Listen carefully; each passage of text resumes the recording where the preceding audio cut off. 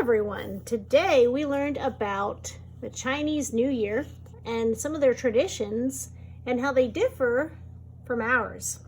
So one of the things that they believe in is good luck, and the dragon is a symbol of that good luck. So today we're going to be using a paper plate to make a 3D dragon. So you are going to get your paper plate, and you are also going to get a page of stencils. Okay, so there's the wing, a head, and the tail. And the first thing you need to do is cut these out.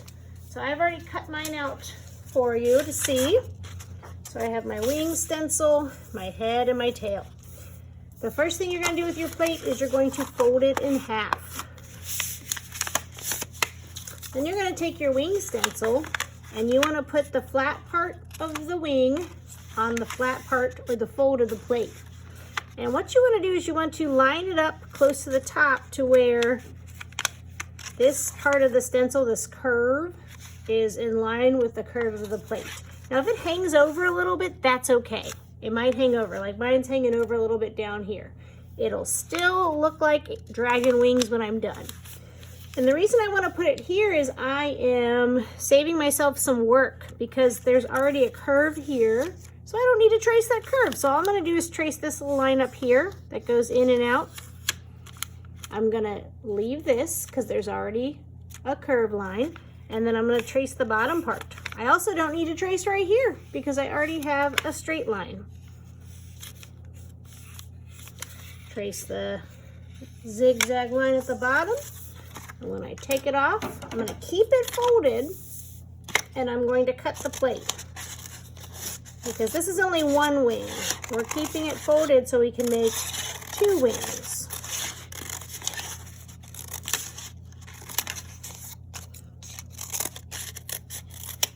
All right, so this is the wings of my dragon. And what's going to happen is we'll fold it and then we will push these down like this. And then they will stand up like that. Now, when it comes to the head and the tail, you could just use the stencils and decorate them and glue them in there. Or if you want to make it the same thickness as your wings, then just open the rest of your plate and trace the head and the tail on here. And that's just going to make sure that your head's not floppy, because this paper is thinner than the plate is. But I will leave that up to you. If you're okay with a floppy head, then just use the stencil paper for your head and tail. Okay, so I'll cut those out.